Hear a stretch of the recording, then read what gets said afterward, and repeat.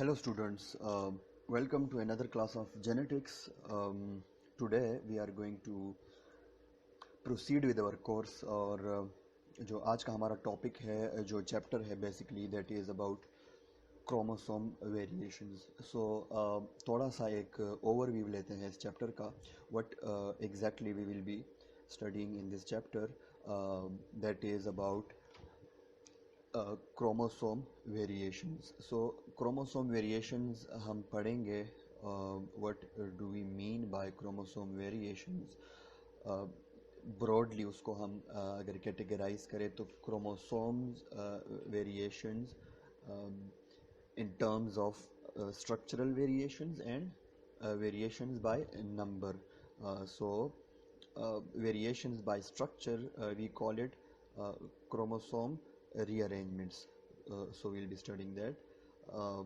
In second part of this chapter we will be studying about second and third, basically both of them we will be studying about changes in the number of chromosomes, like for example uh, changes in entire number of a chromosome but single chromosome.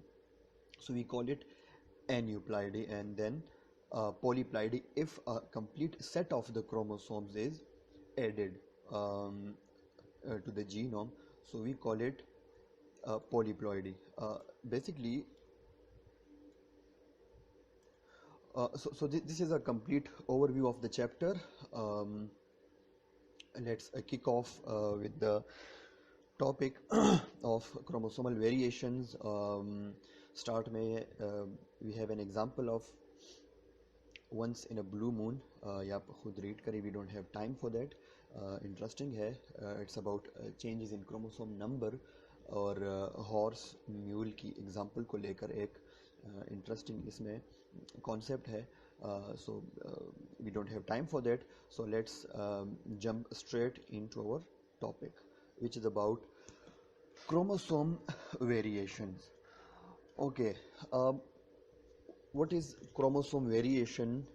So any changes in the genome or genetic makeup of an organism on chromosomal level, we call it chromosome variation. Okay, so before jumping to the topic, we have to have knowledge about chromosome morphology, जो कि हम बहुत detail में इससे पहले chapter में discuss कर चुके हैं. लॉकडाउन से पहले जो हमारा टॉपिक चल रहा था कुछ लेक्चर्स में, जो लास्ट फ्यू लेक्चर्स थे, that was basically about chromosome morphology, जो हम बहुत डिटेल में पढ़ चुके हैं. सो उसकी तरफ जाने की ज़रूरत नहीं है. बहरहाल क्रोमोसोम मॉर्फोलॉजी में हमने पढ़ा था क्रोमोसोम के स्ट्रक्चर्स, मेटासेंट्रिक, सब मेटासेंट्रिक, एक्रोसेंट्रिक, एंटीलोसेंट्रिक. ये भी कुछ बेसिक टाइप्स पढ़े थे जो आप बहुत बारहा पढ़ चुके हो. यहाँ पे एक इम्पॉर्टेंट पॉइंट है मॉर्फोलॉजी के ऑफ क्रोमोसोम्स से लेकर उनको लेकर के, that is the complete set of chromosomes that an organism possesses is called its karyotype, and it's usually presented as a picture of a metaphase chromosomes lined up in descending order of their size. अच्छा, एक important term है genetics का, and particularly with human genetics we call it karyotyping. Karyotyping का हमारा next chapter है जो कि हम इंशाल्लाह थोड़ा डिटेल में पढ़ेंगे उसको, इस प्रोसेस को, इस कॉन्सेप्ट को. But the complete set of chromosomes of an organism we call it a karyotype. यहाँ पे एक पिक्चर में आप देख सकते हैं कि ह्यूमन जो क्रोमोसोमल पेयर्स हैं, 46 क्रोमोसोम्स हैं, उनको in the form of homologous pairs, metaphase pairs, उसको शो किया गया है on the basis of decreasing size of the chromosomes. ये भी हम पढ़ चुके थे थोड़ा बहुत. एनी हाउ, यहाँ पे कॉन्सेप्ट देना तो आपको कैरियोटाइप के हवाले से. एंड कैरियोटाइपिंग क्या है? Now there is a difference. Karyotype is a complete set of the chromosomes, and karyotyping, human karyotyping हम पढ़ेंगे. वो क्या है? वो एक अलग कॉन्सेप्ट है, एक डिस्कशन है, एक अलग चैप्टर है. Basically we call it human pedigree analysis हमारा जो नेक्स्ट चैप्टर है उसके अंदर ये आएगा. छोटा सा चैप्टर है बट वेरी इंपॉर्टेंट. सो हम let's keep it for that and we start with our topic that is chromosomal variations. और यहाँ पे जो हम स्टार्ट लेंगे दैट इज क्रोमोसोम म्यूटेशन. अच्छा, यहाँ पे म्यूटेशन का पहले थोड़ा सा जिक्र करते हैं कि what is basically mutation. Mutation refers to the term mutation refers to any sort of changes in genetic makeup of an organism. ठीक है, जेनेटिक मेकअप के अंदर जीनोम के अंदर किसी भी टाइप के चेंजेस जो है उसको हम म्यूटेशंस कहते हैं. अब ये म्यूटेशंस दो बेसिक लेवल पे होती है, chromosomal mutations and gene mutations. ठीक है, क्रोमोसोमल, अब जाहिर है जीनोम में हमारे पास जो बिगेस्ट स्ट्रक्चर बनता है, विजिबल स्ट्रक्चर बनता है, दैट इज क्रोमोसोम. सो पहले हम म्यूटेशंस को क्रोमोसोमल लेवल पे डिस्कस करेंगे. Any changes on chromosomal level we call it chromosomal mutations. Either they will be in the form of structural changes, वो हम पढ़ेंगे. we call it chromosome rearrangements, जो हमारे आज के लेक्चर का फर्स्ट पार्ट होगा. और मोस्टली हमारा आज का लेक्चर इसी पे बेस करता है, फिजिकल और स्ट्रक्चरल चेंजेस इन क्रोमोसोम. ठीक है, वी कॉल इट. अच्छा, फिर जो है बाय नंबर जो है चेंजेस है वो हम पढ़ेंगे. If you can see, so chromosome rearrangements, aneuploids and polyploids. ये aneuploids and polyploids they basically refer to changes in number, जो हम थोड़ा पहले भी डिस्कस कर चुके हैं.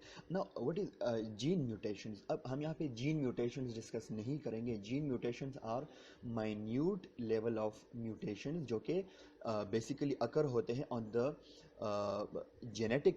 Gene level. और जीन के अंदर फिर न्यूक्लियोटाइड्स के अंदर माइन्यूट लेवल के जो म्यूटेशंस होते हैं, we call them like point mutations. ठीक है, we will discuss that in gene mutation. Gene mutation यहाँ हमारे सिलेबस का पार्ट फिलहाल के लिए नहीं है, but we look into our available time. अगर हमारे पास टाइम हुआ और तो हम ज़रा जीन म्यूटेशंस की तरफ जाएंगे. But now this chapter deals with chromosomal mutations. So let's start with the chromosomal mutation. थोड़ा सा हम टेक्स्ट को रीड करेंगे.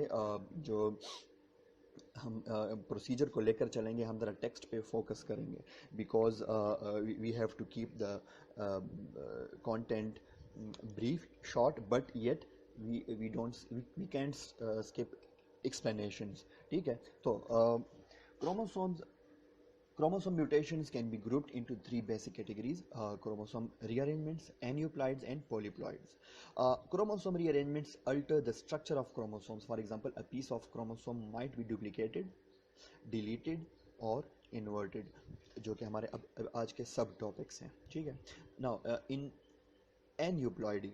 ओके, ये टर्म ज़रा इंपॉर्टेंट है, एन्यूप्लॉइड्स एंड पोलीप्लॉइड्स. एक और टर्म है यूप्लॉइड्स, बेसिकली जिससे ये दोनों टर्म्स डिराइव हुए हैं. तो you mean true, ploid mean sets of chromosomes और नंबर ऑफ क्रोमोसोम्स को रेफर करता है ploidy.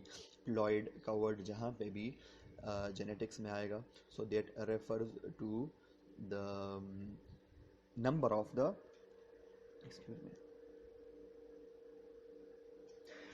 yes, so it refers to a number of chromosomes or sets of chromosomes. So euploidy mean normal, जो हमारे पास chromosome numbers होते हैं in a normal cell, in a normal organism, a complete set of chromosomes. For example, euploidy in humans means 46 chromosomes in 23 pairs. Okay, this is normal. So यहाँ पे हम चूँकि variations discuss कर रहे हैं तो उसको like we don't need to discuss that. So we start with aneuploidy. So okay, aneuploidy, the number of chromosomes is altered, which means one or more individuals one or more individual chromosomes are added or deleted. Remember, one or more individual chromosomes. Now in polyploidy,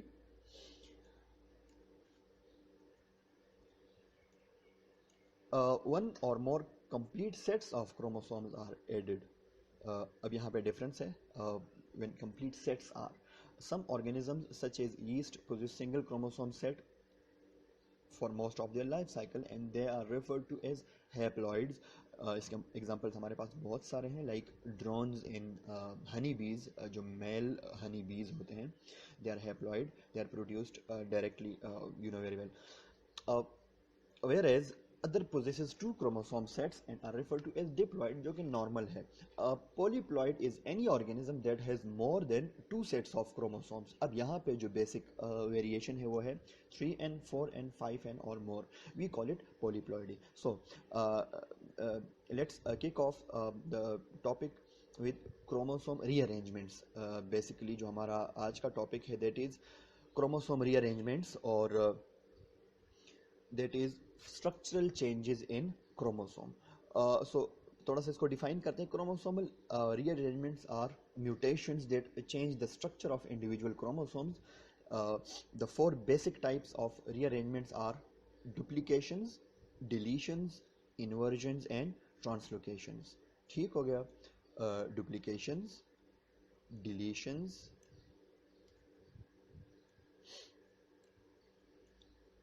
inversions and translocations. Okay, first duplication. In this process होता क्या है कि हम text पढ़ेंगे उससे पहले short में ये है कि एक particular segment of the chromosome is duplicated. वो टाइप ऑफ म्यूटेशन जिसमें एक पर्टिकुलर सेगमेंट ऑफ क्रोमोसोम वो डुप्लीकेट हो जाता है, उसकी कॉपी बन जाती है. कैसे? Is a mutation in which part of the chromosome has been doubled. Consider a chromosome with a segment AB.CDEFG in which dot represents the centromere. ठीक है, यहाँ एक हाइपोथेटिकल क्रोमोसोम हम लेते हैं विद अल्फ़ाबेट्स. ये बिल्कुल भी न्यूक्लियोटाइड्स नहीं है, इसको आप एक इमेजनरी फ्रेगमेंट्स ले लें. हम यहाँ डायग्राम में भी उसको डिस्कस करेंगे, लेकिन एक इमेजनरी एक हाइपोथेटिकल क्रोमोसोम है जिसके फ्रेगमेंट्स है ए बी डॉट, ये सेंट्रोमियर है, और एक लॉन्ग फ्रेगमेंट जो आर्म ऑफ द क्रोमोसोम है that is CDEFG, in which okay, a duplication might include EF segments giving rise to a chromosome with segment AB.CDEFEFG. अच्छा, यहाँ आप देख सकते हैं कि how a duplication looks like. तो EF का जो यहाँ पे फ्रेगमेंट है वो डुप्लीकेट हुआ है और उसकी रिपीटिशन हुई है. ठीक है, यहाँ पे क्लियरली उसको आप देख सकते हैं. This type of duplication in which the duplicated region is immediately adjacent to the original segment is called a tandem duplication. Okay, tandem duplication होती है कि जब इमीडिएटली वो उस जहाँ उसकी कॉपी है उधर ही जो है वो एडजेसेंट होता है.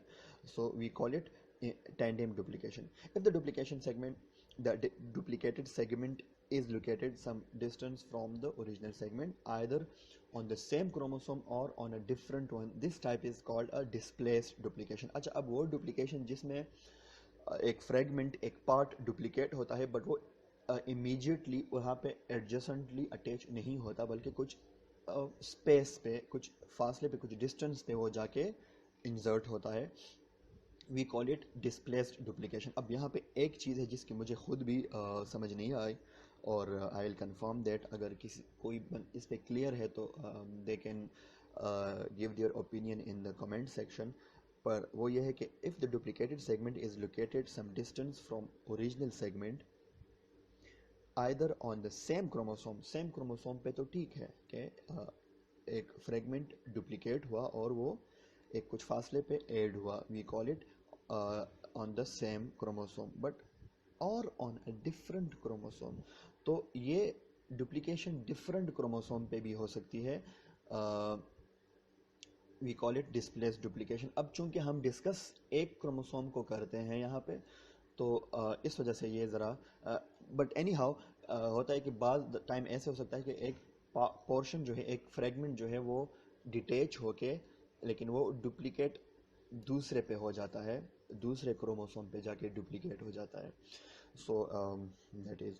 अच्छा, A duplication either can be in some same orientation as that of original sequence as in the two preceding examples or can be inverted. अच्छा, ऊपर दोनों एग्जाम्पल्स में जो हमने पढ़ा उसमें हमने ये पढ़ा कि जो डुप्लीकेशन होती है, जो फ्रेगमेंट होता है, उसकी लोकेशन मैटर करती है कि वो आया वो एडजेसेंट है और डिस्टेंस पे है, लेकिन उसकी ओरिएंटेशन चेंज नहीं होती, ठीक है, उसका सीक्वेंस चेंज नहीं होता, उसका जो है एंगल चेंज नहीं होता. यहाँ पे क्या होता है इन रिवर्स डुप्लीकेशन, उसमें होता है कि फॉर एग्जांपल ई एफ का फ्रेगमेंट, यही एग्जांपल आप ले लें तो इंस्टेड ऑफ ई एफ यहाँ पे ई एफ एफ ई आया है, डुप्लीकेशन हुई है, इमीडिएट हुई है और डिस्टेंस पे डजेंट मैटर, लेकिन सीक्वेंस चेंज हो गया है, ओरिएंटेशन चेंज हो गई है, रिवर्स हो गया है, ठीक है, we call it reverse duplication. Okay,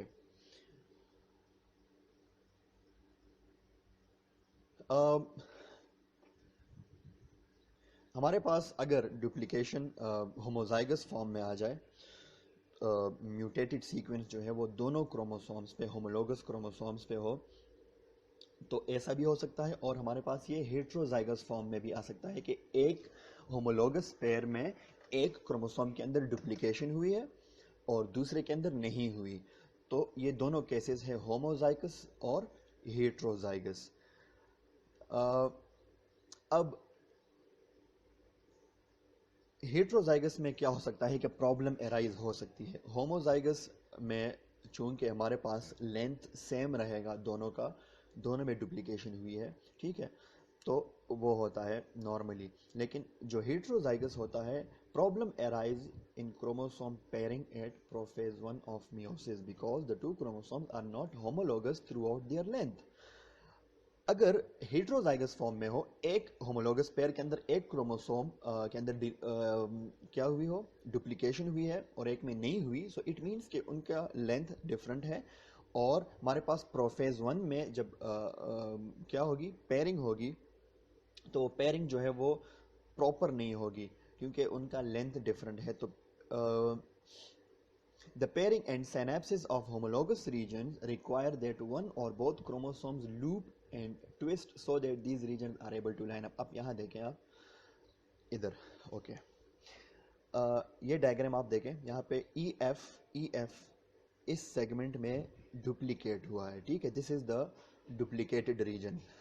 अब इनकी अलाइनमेंट जब होगी प्रोफेज के अंदर, तो वो उसके लिए क्या, in order to have a aligned homologous pair, this extra part must be looped out so that both the chromosomes have the same length, ठीक है. लाइक देखें C D E F G, now C D E F जो extra E F था वो loop out हो जाता है और ये नेचुरली होता है. और हमारे पास जब इस तरह की स्ट्रक्चर बनती है तो हमें पता चलता है कि यहाँ पे डुप्लीकेशन, जब हमें क्रोमोसोम में स्ट्रक्चर में इस तरह की लूप नज़र आता है, सो वी अंडरस्टैंड दैट यहाँ पे डुप्लीकेशन हुई है. ठीक हो गया. अच्छा, इसकी एग्जांपल एक शॉर्ट एग्जांपल इसकी पढ़ते हैं, फिर आगे चलते हैं डुप्लीकेशन की. तो अब डुप्लीकेशंस का इफेक्ट, फिनोटिपिक इफेक्ट क्या हो सकता है, ठीक है, अगर एक क्रोमोसोम के अंदर डुप्लीकेशन हो जाए. इसकी एग्जांपल हमारे पास ड्रोसोफिला के अंदर है. ड्रोसोफिला में एक फिनोटाइप होता है, उसको हम कहते हैं बार म्यूटेशन, कहते हैं उसको बार म्यूटेशन. अच्छा, बार म्यूटेशन क्या है, ये जो नेम्स हैं यहाँ पे इटालिक में शो हुआ है. बार और इस तरह के टर्म्स हम देते हैं. एक होती है जीन्स की नॉमेनक्लेचर होती है, like sonic hedgehog, lake operon, इस तरह के आप लोगों ने नाम सुने होंगे. तो जेनेटिक्स में हम एक पर्टिकुलर नॉमेनक्लेचर होता है, ठीक है. तो बार भी एक रीजन है जहाँ पे एक पर्टिकुलर क्या होते हैं, जीन्स होते हैं, ठीक है. तो वहाँ पे अब म्यूटेशन, ये क्या होता है कि जब बार म्यूटेशन होती है उसमें ड्रोसोफिला में, तो वहाँ reduced number of facets in the eye जो इंसेक्ट्स हैव कंपाउंड आइज, और कंपाउंड आइज के अंदर क्या होती है कि मल्टीपल फेसेट्स होते हैं या मल्टीपल लेंजेस होती हैं, थाउजेंड हंड्रेड्स के नंबर में जो कंबाइन होकर हमारे पास कंपाउंड आई बनाती है। तो यहाँ जब म्यूटेशन होती है वहाँ तो क्या होता है, रिड्यूस्ड नंबर ऑफ फेसेट्स होती हैं और आई शेप जो है वो ओवल की बजाय हो जाए बार शेप हो जाता है, इलोंगेटेड हो जाता है, लाइक दिस।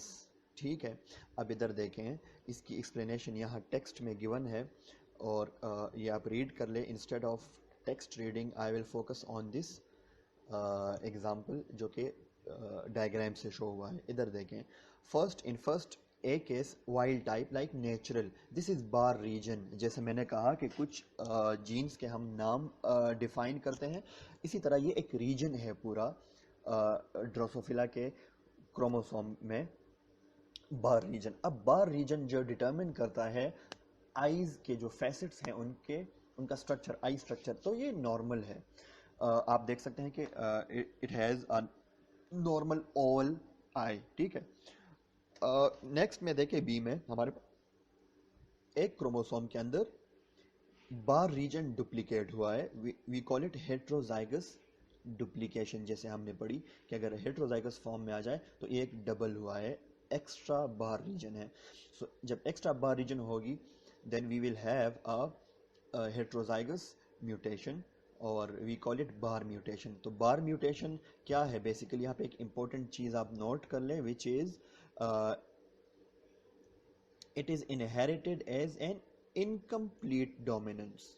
यहाँ पे बार म्यूटेशन जो है ये इनकम्प्लीट डोमिनेंस। इनकम्प्लीट डोमिनेंस क्या होता है कि अगर हेट्रोजाइगस फॉर्म में हमारे पास एक म्यूटेशन आ जाती है तो it can show its effect but not completely. Incomplete dominance वो फिनोमेना होता है जिसमें दोनों अलील्स खुद को एक्सप्रेस करते हैं। ठीक है, we call it codominance and incomplete. Codominance होता है कि जिसमें रेशो 50-50 होती है कि दोनों इक्वली खुद को एक्सप्रेस करें, we call it codominance. Incomplete ये होता है कि एक अलील का एक्सप्रेशन ज़्यादा हो सकता है, एक का कम हो सकता है, एंड वाइस वर्सा। यहाँ पे क्या है कि जो बार म्यूटेशन है दैट इज इनकम्प्लीट डोमिनेंस, तो कुछ इसने इफेक्ट शो किया और इसका आई शेप आप देख सकते हैं कि ये बार हो गया है, मतलब कि सॉरी elongate हो गया है, not completely Oval like in case number A, like normal case.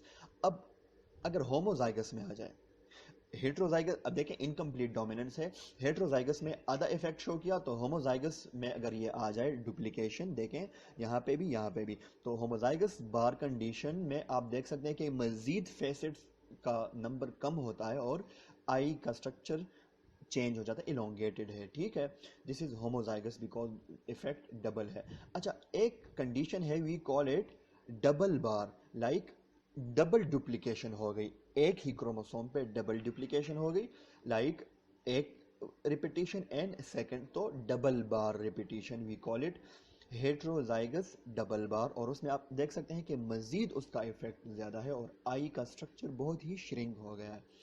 So this is about duplication, और इसकी एक फिनोटिपिक आप लोगों ने कंडीशन देखी कि कैसे ये इफेक्ट करता है फिनोटाइप को। ठीक हो गया, coming towards the next, that's enough. इसके आगे जो है वो फिर कुछ डिटेल्स हैं जिसमें जाने की ज़रूरत नहीं है। If you wish you can go through it.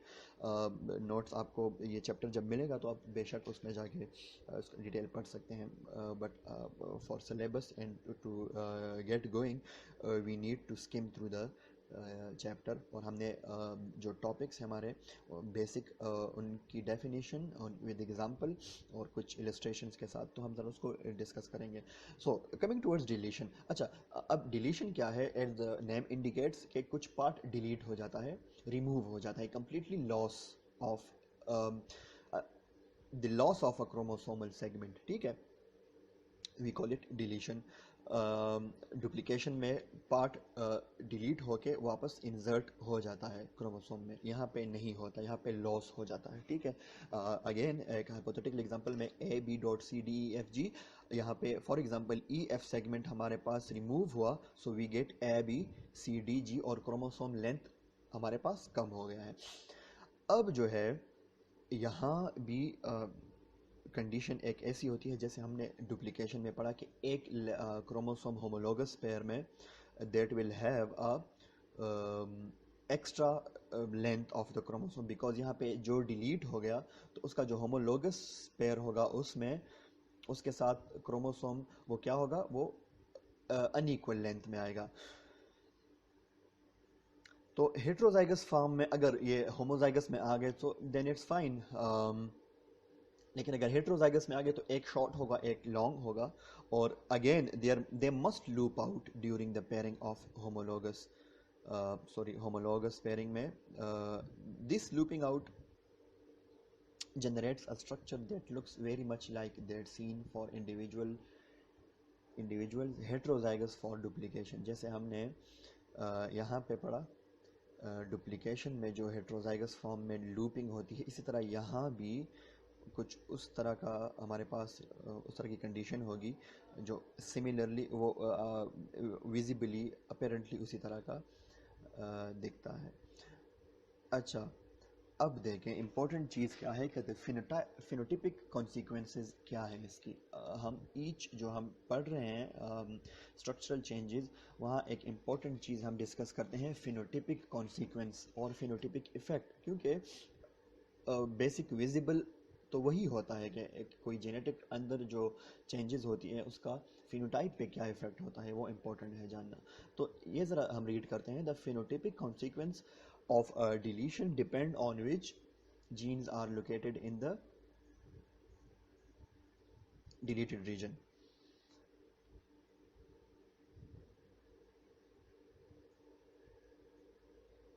अच्छा, ये डिपेंड करता है कि जो डिलीटेड रीजन है आया वहाँ पे कुछ जीन्स मौजूद थे हमारे पास। If there were some genes located there and they are lost, definitely we will be there will be consequences for that. If the deletion includes the centromere, the chromosome will not segregate in meiosis or mitosis and will be usually be lost। अगर deletion उस level की है कि उसमें centromere आ गया है, centromere loss हो गया है, तो अब जो है पेयरिंग नहीं होगी, बिकॉज पेयरिंग के लिए तो सेंट्रोमेयर ज़रूरी है, वहाँ पे काइनेटोकोर माइक्रोट्यूब्यूल अटैच होते हैं। अब अगर दूसरा पार्ट है लॉस है, दैट्स लाइक ओके, कुछ प्रॉब्लम्स होंगी, कुछ जीन्स लॉस होंगे, लेकिन यहाँ पे तो क्रोमोसोम पेयर ही नहीं होंगे, सो यूजुअली पूरा क्रोमोसोम लॉस हो जाता है। अच्छा, अब यहाँ पे मोस्टली जो मेनी डिलीशंस जो है वो लीथल होती हैं, ठीक है, because all copies of any essential genes located in the deleted regions are missing. Even individuals heterozygous for a deletion may have multiple defects for 3 reasons। अच्छा, अब जो है होमोजाइगस जो है वो होमोजाइगस फॉर्म में डिलीशन जो है वो लीथल होती हैं। क्यों लीथल होती हैं? देखें, हमने कहा कि डिलीटेड पार्ट के साथ कुछ जीन्स लॉस हो सकते हैं। अब अगर हेट्रोजाइगस फॉर्म में आया और एक होमोलॉग, एक जो पेयर में से एक क्रोमोसोम है सिर्फ उसमें से डिलीशन हुई है, तो एक में से जीन लॉस हुए लेकिन दूसरे क्रोमोसोम पे वो जीन्स प्रेजेंट है, ठीक है, तो वो जो है एक्सप्रेस हो सकते हैं आगे जाके। लेकिन अगर होमोजाइगस है डिलीशन, मतलब कि एक पार्ट दोनों क्रोमोसोम्स में से मिसिंग है, सो ये लीथल होगा, क्योंकि उस जीन की सारी कॉपीज जो हैं वो क्या हो गई हैं, लॉस हो गई हैं, ठीक है। So that will be a lethal condition. अब इंडिविजुअल जब हेट्रोजाइगस आ जाए, जैसे हमने पढ़ा कि एक में डिलीशन हुई है दूसरे में नहीं हुई, अब ये भी कोई नॉर्मल कंडीशन नहीं होगी। होमोजाइगस तो लीथल होगा, ठीक है, बिकॉज सारे जीन्स जो है वो दोनों क्रोमोसोम से लॉस हो गए, तो कोई चांस ही नहीं है, मतलब उस डिपेंड करता है उन जीन्स पे। अब हेट्रोजाइगस कंडीशन हो गई तो ऑर्गेनिज्म वायबल होगा, सर्वाइव करेगा, बट विद डिफेक्ट्स। अब डिफेक्ट्स कैसे आएंगे हेट्रोजाइगस कंडीशन में? तो तीन टाइप के हमारे पास रीजन है कि मल्टीपल डिफेक्ट्स होंगे, उनके 3 रीजंस हैं, ठीक है। फर्स्ट, सेकंड एंड थर्ड, इनको जरा शॉर्टली डिस्कस करते हैं। So first, the heterozygous condition में produce imbalance in the amount of gene products similar to the imbalance produced by extra gene copies। ठीक है, वेरी सिंपल के इम्बैलेंस होगा amount of gene products में, ठीक है। अब जो जीन्स फुल अमाउंट में मौजूद हो दोनों क्रोमोसोम्स पे, और यहाँ पे कम है, एक पे नहीं है, ठीक है, सो इम्बैलेंस होगा। और जो हमारे पास जीन प्रोडक्ट किसे कहते हैं? कोई जो है फिनोटाइप, कोई स्ट्रक्चर, कोई फंक्शन हो सकता है, ठीक है, जीन का, तो वो इनकम्प्लीट होगा, इम्बैलेंस होगा, डिफेक्टिव होगा, ठीक है। इसी तरह सेकंड रीजन क्या है? Recessive mutations on the homologous chromosomes lacking the deletion may be expressed when the wild type alleles have been deleted। अच्छा, ये इंपॉर्टेंट पॉइंट है, इधर देखें कि बाज़ टाइम ऐसा होता है जिसको हम कहते हैं जब रिसेसिव क्या होती है, रिसेसिव अलील्स एक्सप्रेशन हो जाती है, क्योंकि वाइल्ड टाइप, अगर for example let's keep it simple, एक ट्रेट है, ठीक है, उसके लिए हमारे पास दो अलील्स हैं, डोमिनेंट एंड रिसेसिव। अब जब डोमिनेंट अलील प्रेजेंट होगा तो वो रिसेसिव को ऑब्वियसली एक्सप्रेस नहीं करने देगा, लेकिन अगर वो डोमिनेंट अलील वो डिलीट हो गया, ठीक है, तो दूसरे एंड पे क्या बचा हमारे पास? रिसेसिव अलील बचा। अब रिसेसिव अलील जो है वो खुद को एक्सप्रेस कर सकता है, we call it pseudo dominance, because ये अलील है तो डोमिनेंट नहीं, ये तो रिसेसिव अलील है चूंकि, लेकिन यहाँ पे डोमिनेंट डिलीट हो गया तो उसे मौका मिला खुद को एक्सप्रेस करने का, ठीक है। और because wild type allele has been deleted and is no longer present to mask the recessive alleles expression। तो mostly cases में ऐसा होता है कि जो defective genes होते हैं वो recessive होते हैं, ठीक हो गया। लाइक मोस्टली कैंसर जीन्स होते हैं, ऑनको जीन्स, हम कैंसर जेनेटिक्स पढ़ेंगे इंशाल्लाह, वो उसकी डिटेल में नहीं जाते, लेकिन मोस्टली जो डिफेक्टिव जीन्स होते हैं they are basically recessive genes. तो वो क्या क्यों कहते हैं? हम इनब्रीडिंग डिप्रेशन और कज़न मैरिजेस की जब बात करते हैं तो हम कहते हैं कि डिफेक्टिव जीन्स, रिसेसिव जीन्स जब बार बार सेम उसमें फैमिली में वो जीन्स रीशफल होते हैं तो we call it inbreeding depression. और इनब्रीडिंग होती है, इनब्रीडिंग क्लोज ब्रीडिंग होती है, तो एंड में एक रिसेसिव जीन जो है वो अपीयर हो जाता है, और रिसेसिव मोस्टली डिफेक्टिव होते हैं तो कोई डिफेक्ट आ जाती है, ठीक है, जिसको हम कंजेनिटी या जेनेटिक, वो हम सब इंशाल्लाह ह्यूमन जेनेटिक्स का पोर्शन आ रहा है उसमें हम पढ़ेंगे। एनी हाउ सूडो डोमिनेंस हो सकता है, ठीक है, तो ये भी एक सेकंड रीज़न है। डिलीशन के कॉन्सिक्वेंसेज हम पढ़ रहे हैं, ठीक है। If you are missing the context तो हम पढ़ रहे हैं डिलीशन, और डिलीशन के अंदर हम पढ़ रहे हैं होमोजाइगस कंडीशन हमने पढ़ा कि वो लीथल होता है। हेट्रोजाइगस कंडीशन आ गया तो उसके 3 रीजंस होते हैं जिसकी वजह से डिफेक्ट्स पैदा होंगे। सेकंड हमने पढ़ा सूडो डोमिनेंस। थर्ड है some genes must be present in 2 copies for normal function, ठीक है। अच्छा, कुछ ऐसे जीन्स होते हैं जो कि they must be in homozygous form, ठीक है। वो अगर देखें यहाँ पे कंसेप्ट है homozygous dominant and heterozygous dominant. Heterozygous dominant वो अलील्स होते हैं कि उनके लिए दूसरे एंड पे डोमिनेंट अलील का होना ज़रूरी नहीं है, और वो जो है with the presence of a recessive अलील भी खुद को एक्सप्रेस कर सकता है, फुली एक्सप्रेस कर सकता है। We call them heterozygous dominant, वो ज़्यादा सक्सेसफुल होते हैं। कुछ जीन्स ऐसे होते हैं जो कि होमोजाइगस डोमिनेंट होते हैं, वो हेट्रोजाइगस कंडीशन में डोमिनेंट नहीं होते। तो जब वो होमोजाइगस डोमिनेंट होते हैं तो उनके लिए मस्ट है कि दोनों साइड पे उनके पास क्या मौजूद हो? डोमिनेंट अलील मौजूद हो। अब फॉर एग्जांपल एक साइड पे डोमिनेंट अलील जो है वो डिलीट हो गया, सो some genes must be present in 2 copies of normal function when a single copy of gene is not sufficient to produce a wild type phenotype। wild type जब जहाँ भी जिक्र आएगा wild type का, it means healthy normal phenotype, normal trait जो भी होता है, ठीक है, उसको हम वाइल्ड टाइप कहते हैं। Wild type phenotypes normal phenotypes होते हैं। तो कुछ जीन्स के लिए for them to produce a wild type phenotypes they must have dominant allele on other end as well, जो कि अगर डिलीट हो गया so we call it a haploinsufficient genes. ऐसे जीन्स को हम कहते हैं हैप्लो इनसफिशिएंट, मतलब कि वो हेप्लॉइड फॉर्म में इनसफिशिएंट होते हैं, ठीक है। So loss of function mutations in haploinsufficient genes are dominant. अब इस तरह की कंडीशन में वो डोमिनेंट आ जाता है। और एक कंडीशन है notch is a series of X-linked wing mutations in Drosophila that often results from chromosome deletion। अच्छा, नॉच डिलीशन एक छोटी सी एग्जांपल है, वो इसमें हम जरा हेप्लो इनसफिशिएंट उसमें पढ़ते हैं। नॉच क्या है? नॉच मीन्स इंग्लिश टर्म है, इसका मतलब है इंसिजन। किसी चीज़ को जब आप एंड से कैंची से काट लें, ठीक है, सिजर से आप किसी भी चीज़ को एंड से थोड़ा सा उसको काट दें तो एक जो शार्प एंड बनता है, वी कॉल इट नॉच। अच्छा, नॉच जीन जो है behave as dominant mutations when heterozygous for the notch deletion. A fly has wings that are notched at the tips and along the edges. The notch locus is therefore haploinsufficient. अब जो है देखें, ये है notch gene, ठीक है। इधर आप देखें, ये अगर आप देख सकते हैं फर्स्ट पिक्चर में ये नॉर्मल है, वाइल्ड टाइप है, और ये है नॉच फिनोटाइप, ठीक है। तो जो टॉप है ये नॉर्मल वेनेशन है। वेनेशन मीन जो वेन्स होती हैं उनके विंग्स के अंदर वो नॉर्मल होती है। तो वेनेशन में यहाँ पे क्या है कि हमारे पास टिप्स में देखें नॉच एक इंसिजन सी बन गई हैं।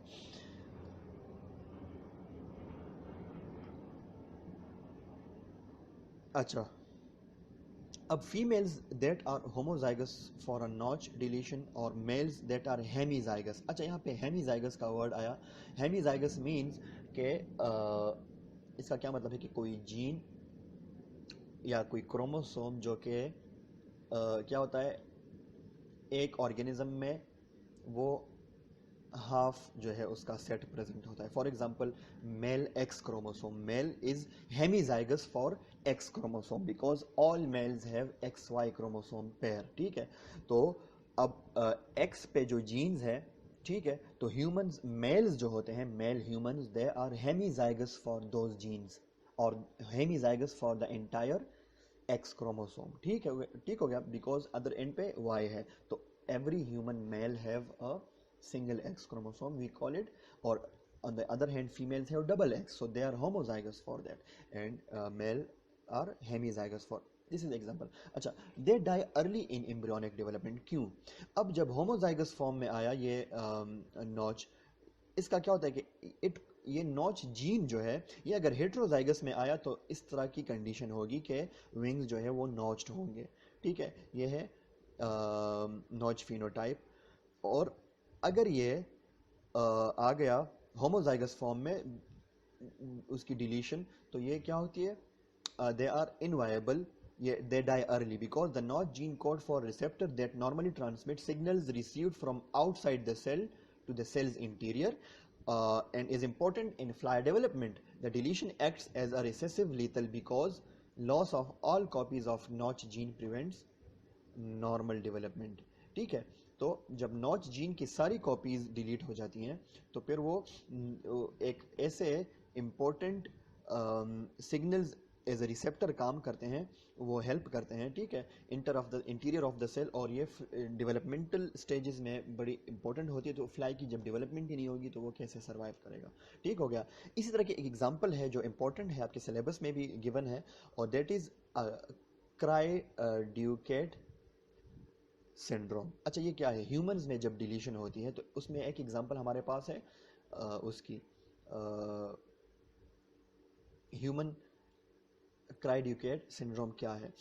On chromosome number 5 in humans, a deletion on the short arm of chromosome 5 is responsible for Cry-Ducat syndrome. The name French of for cry of the cat। अच्छा, ये फ्रेंच से derived है और इसका मतलब है कि जो बेबी प्रोड्यूस होता है उसकी जो क्राई का साउंड है दैट इज वो पिक्यूलियर होता है, अजीब होता है, बिकॉज वो कैट की तरह it's like a cat is crying, जो एक आवाज़ उसकी होती है that is very different like a cat, ठीक है। और ये सिर्फ आवाज़ और साउंड की वो नहीं है deformity. A child who is heterozygous for this deletion has a small head, ठीक है, widely spaced eyes and round face and is mentally retarded, ठीक है।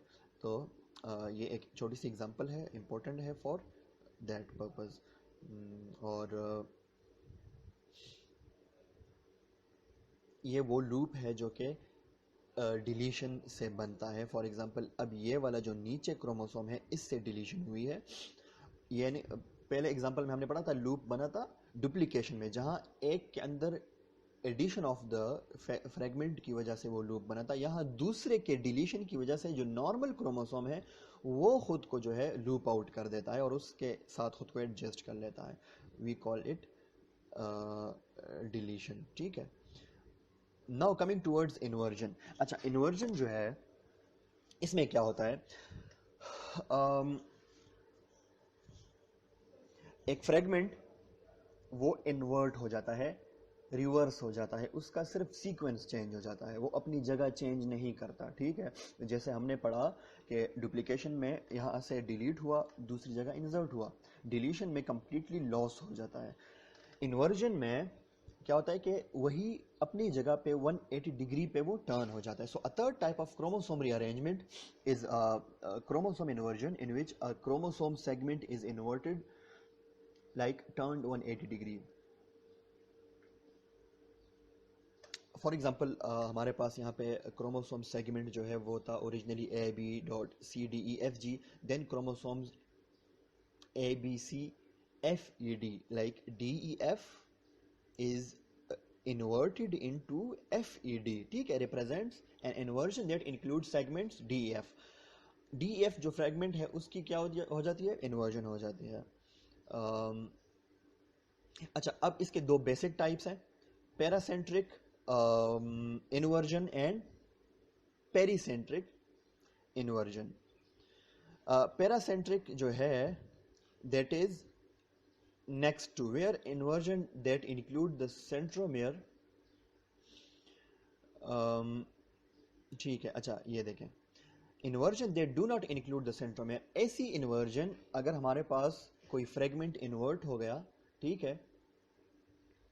अब जैसा कि ये फ्रेगमेंट है, ठीक है, ये CDE था, अब देखें ये इन्वर्ट होके CDE उल्टा हो गया, but this does not include the centromere, तो सेंट्रोमेयर बच गया और बाकी लेंथ ऑफ द क्रोमोसोम के अंदर ये इन्वर्जन हुई। We call it paracentric.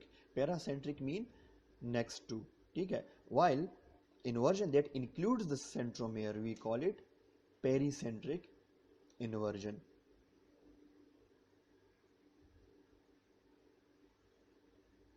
अच्छा, यहाँ पे जो इम्पोर्टेंट पार्ट है वो मैंने हाईलाइट किया है।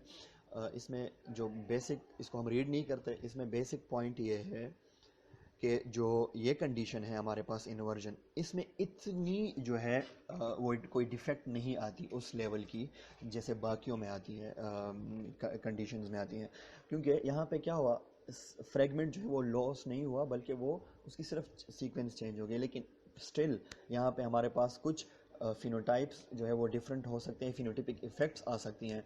वो क्यों आ सकती हैं वो हम पढ़ते हैं यहाँ पे। जो इम्पोर्टेंट पॉइंट है we call it position effect. अच्छा, many genes are regulated in a position dependent manner, if their position are altered by an inversion, they may be expressed at inappropriate times or in inappropriate tissues. This outcome is referred to as a position effect. अच्छा, हमने modern gene concept पढ़ा था, ठीक है। Modern gene concept में हमने discuss किया था कि gene is not just a single piece of chromosome और सिंगल पीस ऑफ DNA जो कि प्रोटीन बनाता है, बल्कि उसके साथ एसोसिएटेड स्ट्रक्चर्स होती हैं, प्रोमोटर्स, इन्हांसर्स, ठीक है। तो ये सारे जो है वो क्रोमोसोम के अंदर मौजूद होते हैं। अब जब इन्वर्जन होती है तो इन्वर्जन में क्या होता है कि वो सारी जो है, फॉर एग्जांपल एक जीन है वो चेंज हो गया, तो वो जीन तो उधर मतलब अपने फॉर्म में मौजूद है, लेकिन उसके जो प्रोमोटर और एनहांसर रीजन्स थे वो डिस्टर्ब हो गए, वो चेंज हो गए, तो वो gene that might not be expressed, ठीक है। तो कुछ फिनोटिपिक इफेक्ट्स आ सकती हैं। अब उस फ्रेगमेंट के एंड पे कोई इंपॉर्टेंट जीन हुआ और वो जीन इन्वर्ट होके उसकी जो पोजीशन है वो चेंज हुई, तो उससे पोजीशन इफेक्ट आएगा और हमारे पास वो इन अप्रोप्रिएट टाइम्स और इन अप्रोप्रिएट टिश्यूज में एक्सप्रेस हो जाता है, ठीक है। तो कुछ इफेक्ट उसकी हो सकती हैं।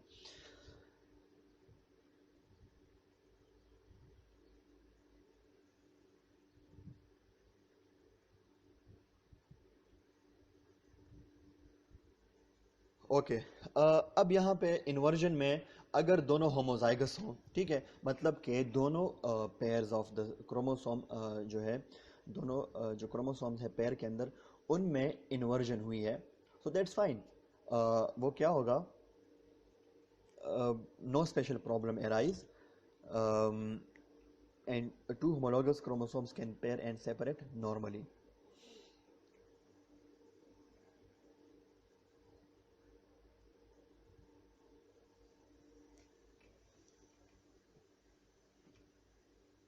अच्छा, अब कोई इंडिविजुअल जो है अगर वो हेट्रोजाइगस है, तो हेट्रोजाइगस में क्या होगा, यहाँ भी लूप बनेगा, बट वो लूप क्यों बनेगा, वो ऐसे नहीं बनेगा, वो लूप आउट नहीं होगा, बल्कि वो रीअरेंज होगा। उसकी क्या होगी, हमारे पास इधर देखें कि ये है, इसकी इन्वर्जन हो गई, ठीक है। ये फॉर एग्जांपल दो एक होमोलोगस पेयर है, उसमें एक की जो है क्या है, सीक्वेंस चेंज हो गई, C D and E invert हो गया।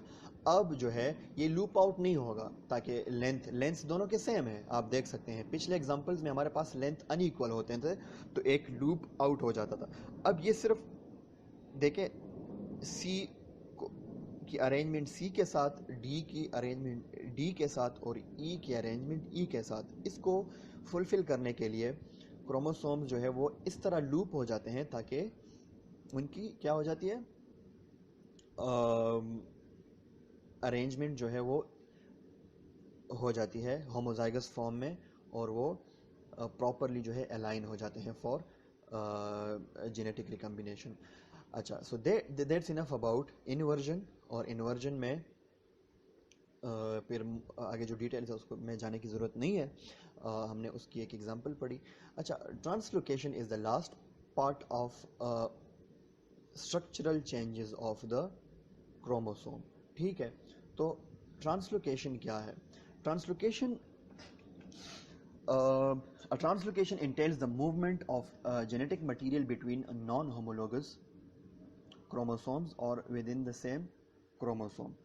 Translocation should not be confused with crossing over, in which there is an exchange of genetic material between homologous chromosome. अच्छा, यहाँ पे क्या होता है, ट्रांसलोकेशन होती है कि एक जगह से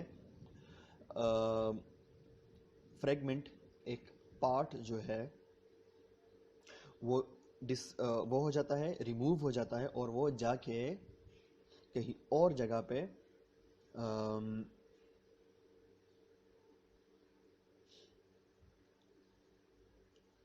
इंसर्ट हो जाता है, और क्या हो जाता है, वो वहाँ पे फिक्स हो जाता है। सो यहाँ पे देखें कि the translocation entails the movement of genetic material between non homologous chromosomes और within the same chromosome. तो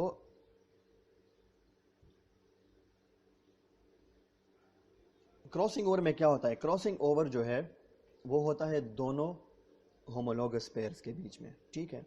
हमने पढ़ा कि होमोलोगस पेयर्स आपस में क्रॉस ओवर होते हैं, तो उनमें भी क्या होती है, बेसिकली एक्सचेंज ऑफ फ्रेगमेंट होता है। यहाँ भी फ्रेगमेंट्स एक्सचेंज होते हैं, लेकिन नॉन होमोलोगस क्रोमोसोम्स के बीच में होते हैं, ठीक है। लाइक जब होमोलोगस के बीच में हो, so we call it crossing over. Translocation should not be confused with crossing over, in which there is an exchange of genetic material between homologous chromosomes.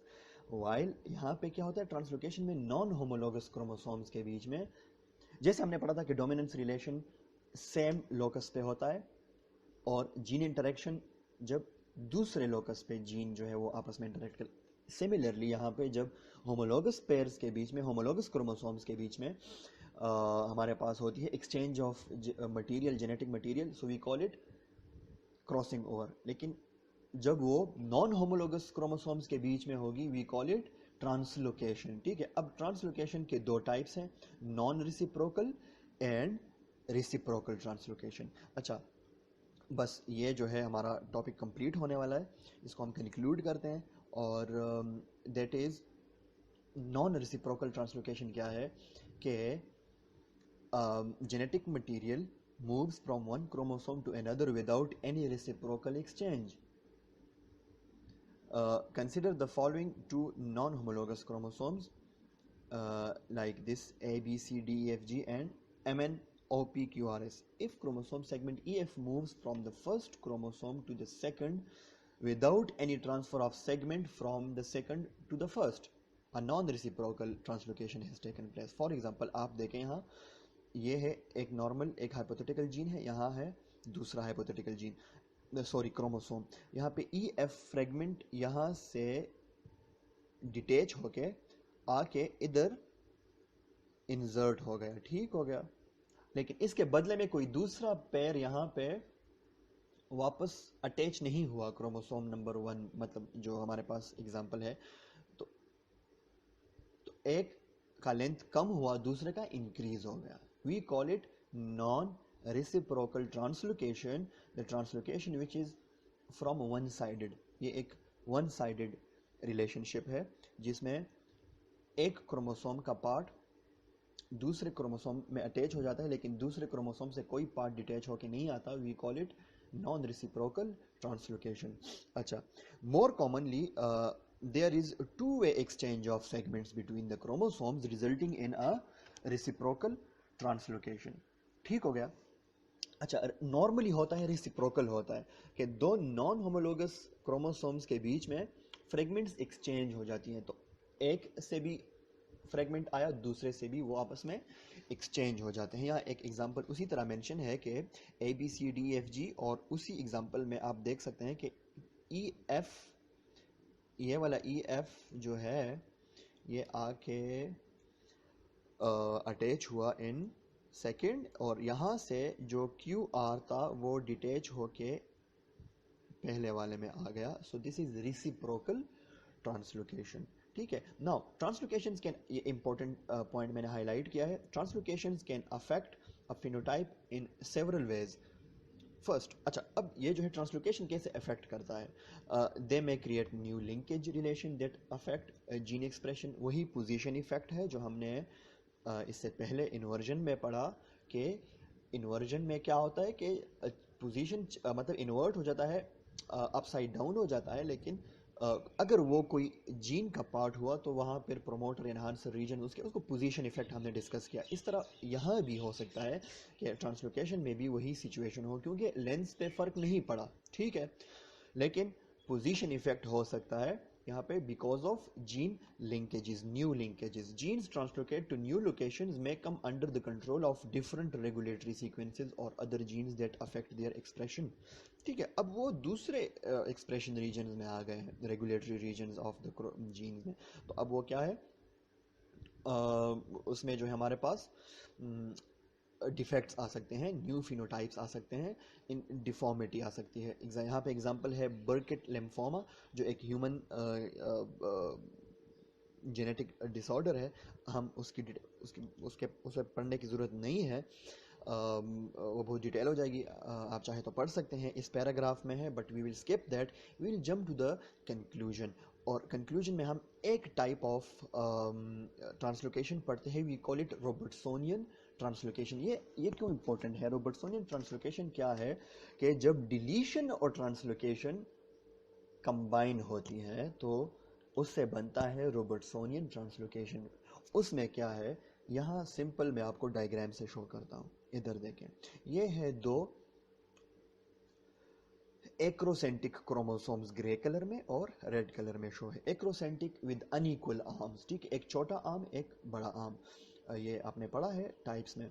अब such kind of translocation occurs between the two, तो जो इसका short fragment है वो detach होके इसके long के साथ अटैच हो जाता है, और इसका शॉर्ट इसके शॉर्ट के साथ, तो long attach with the long and short attach with the short. So हमारे पास एक मेटासेंट्रिक क्रोमोसोम बन जाता है, ठीक है। दिस इज कंप्लीटली लाइक आप इसको डिलीशन भी कह सकते हैं कि एक पार्ट डिलीट होके दूसरे जगह इंसर्ट हुआ और दूसरा डिलीट होके पहले की जगह, but this is basically translocation, ठीक है। ट्रांसलोकेशन क्या है? एक्सचेंज ऑफ फ्रेगमेंट्स है, ठीक हो गया। We call it Robertsonian translocation. और लास्ट लाइन इंपॉर्टेंट है, Robertsonian translocation are the causes of some cases of Down syndrome। हम इंशाल्लाह नेक्स्ट जो हमारे टॉपिक्स आने वाले हैं उनमें हम ये क्रोमोसोम नंबर जो चेंज होता है एन्यूप्लॉइडी एंड पॉलीप्लॉइडी, उसमें इस तरह के हम जेनेटिक डिसऑर्डर्स पढ़ेंगे। तो उसमें एक डाउन सिंड्रोम है, और डाउन सिंड्रोम में कुछ फैक्टर जो है वो रोबर्टसोनियन ट्रांसलोकेशन का भी इन्वॉल्व है। So students, that was all about today's lecture, which was basically chromosomal mutations और chromosomal mutations, structural chromosomal mutations, जिसमें हमने 4 topics पढ़े that are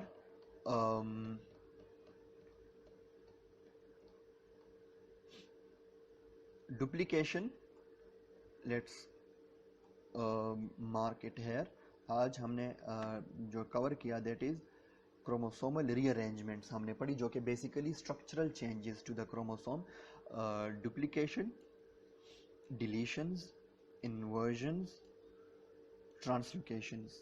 अच्छा, ये एक है फ्रेजाइल साइट्स। फ्रेजाइल साइट्स को थोड़ा सा एंड में थोड़ा सा इसको डिस्कस करते हैं शॉर्टली, बहुत शॉर्टली। वो देखते हैं कि वो क्या है। फ्रेजाइल साइट्स एक इम्पॉर्टेंट कॉन्सेप्ट है, जस्ट वो आप इतना देख लें कि एक नया कॉन्सेप्ट आपको, अगर आपने पहले नहीं सुना इसके बारे में। फ्रेजाइल साइट्स क्या है? फ्रेजाइल साइट्स जो है सर्टन क्रोमोसोम्स में ऐसे रीजन्स होते हैं, particular locations called fragile sites because they are prone to breakage under certain conditions, ठीक है। ह्यूमन क्रोमोसोम्स में देयर आर सर्टेन रीजन्स जो कि फ्रेजाइल रीजन, फ्रेजाइल का इंग्लिश मीनिंग है नाजुक, ठीक है। तो उसमें यह है कि ऐसे रीजन्स होते हैं जहाँ पे they are prone to breakage, वो उसमें ब्रेकेज इजीली हो सकती है, ठीक है।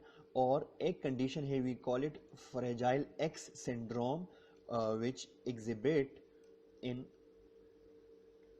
1 in 1250 male births of human. उनमें ये कंडीशन होता है फ्रेजाइल एक्स सिंड्रोम का, और ये होता है has been shown to result from an increase in number of repeats of CCG trinucleotides। इसकी repeats जो है वहाँ पे हो जाती है, तो CG repetitions की वजह से वहाँ पे breakage points बन जाते हैं जो कि fragile sites होती हैं। ये आप एक पिक्चर देखें, इसमें कुछ फ्लोरेसेंट प्रोब्स जो हैं उनके थ्रू यहाँ पे आप देख सकते हैं जो प्रॉक्सिमल। अच्छा, सबसे पहले देखें फ्रेजाइल साइट, ये क्रोमोसोम का जो टिप आप देख सकते हैं, if my cursor could show it, black की वजह से आपको ठीक से नज़र नहीं आ रहा, लेकिन वाइट एरो के साथ शो है फ्रेजाइल साइट टिप पे, देखें। अब यहाँ इसको स्टैंड किया गया है विद वाइट डॉट्स आपको नज़र आ रही हैं, they are stand that those regions are targeted with fluorescent stand, और प्रॉक्सिमल एंड डिस्टल दोनों। तो this is a kind of region, we call it. ये भी नॉर्मल कंडीशन नहीं है, ये भी हमारे पास एक क्या कह सकते हैं उसको, स्ट्रक्चरल चेंजेस है क्रोमोसोम के अंदर। सो फ्रेजाइल साइट एक छोटा सा टॉपिक था। Next we will go to aneuploidy जो कि हमारा नेक्स्ट टॉपिक है। सो लेट्स वाइंड अप, और हमने आज पढ़ा chromosomal rearrangements, duplications, deletions, inversions, translocations and fragile sites। then next lecture में हम इंशाल्लाह कवर करेंगे aneuploidy and polyploidy को, and we will wind up this chapter। so thanks for listening, and आज का लेक्चर ख़त्म होता है। so let's sign out।